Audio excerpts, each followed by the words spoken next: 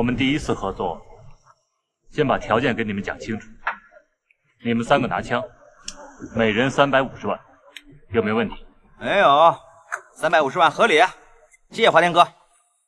戏鬼开车100万。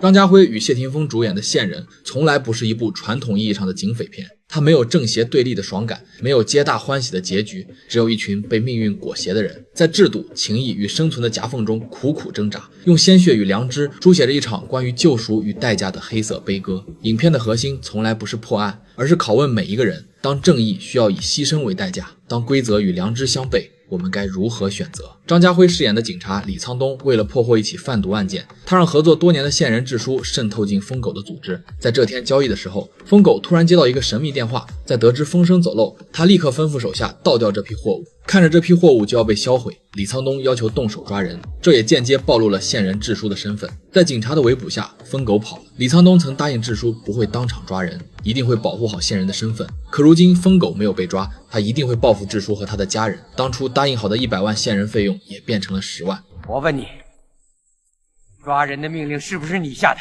这是我的工作。妈的，警察没信用！智叔气冲冲地摔门而去，在路上却不料被疯狗的人跟踪。最终，智叔被疯狗追到一处死胡同，然后砍伤。幸好路过的2位警察听到呼救声后赶到，这才救下重伤的智叔。可智叔却因为受惊过度，沦为精神失常的病人，因为自己的急功近利，害了智叔和他的家人。这份愧疚成了他心底永远的刺。为了缓解压力，在庆祝升职宴的这天晚上，他与酒吧的一个陌生女人发生了关系，而这一夜的放纵更是为他日后的生活付出了惨重的代价。1年后，他为刚来的学员做培训，每个人都要找自己的线人，每一个线人他们都要用心去呵护，要假装是他朋友，更要懂得如何抽离。警察要的是情报，他们要的是利益，而他们的利益却是用命换来的。对于线人的把控，要学会3分放7分收。不久后，上级收到消息，劫匪华天从台湾来到香港，06年宝光金行，08年永恒珠宝2次都被他逃脱。这次回到香港肯定要有大动作。为了抓获华天，李沧东找到曾经为华天做事的戏鬼。14岁，你跟你爸车网鬼出来赛车；16岁，无牌驾驶被抓；18岁，非法赛车；20岁，第一次入狱。出来以后，伤人、偷窃、运毒，有1/4的时间在监狱里度过。再被抓，你这辈子就算完了。说那么多想怎么样？我有工作介绍给你。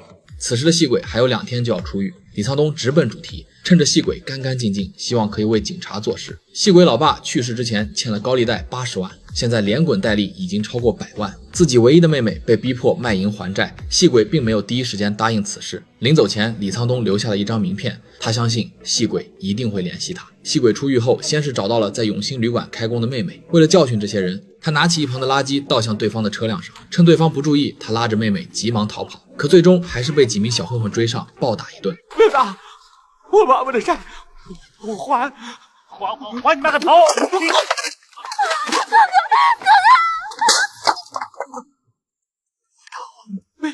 操！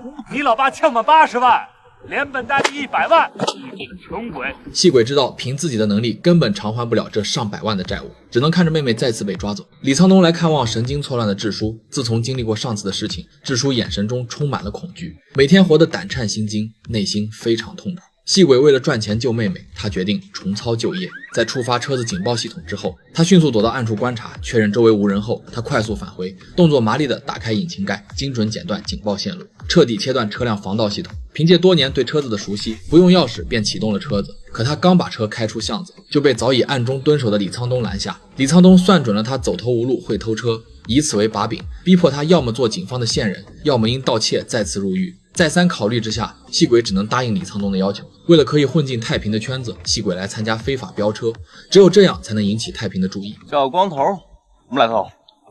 车网鬼的儿子刚出狱不久。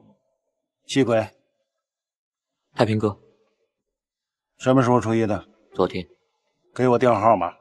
今晚的非法赛车早已被交通部盯上，在新界南设置了路障。李沧东利用自己的职权给交通部打去电话，安排给戏鬼的车辆放行。就在隧道出口处，警察的路障迫使所有车掉头，可是在另一出口也设置了路障，所有车手只能弃车逃跑。然而只有戏鬼成功逃脱。跑掉了吗？太平找你，马上通知我。李妹妹的事我帮你搞定。细鬼成为了警察的线人，李沧东也履行承诺，找到曾经放高利贷的老大，眼前的大佬竟然也是他的线人。在李沧东的要求下，高利贷的事情也得到解决，但80万的本金必须还。从这一刻开始，细鬼也正式成为李沧东的线人，而太平也开始主动联系他。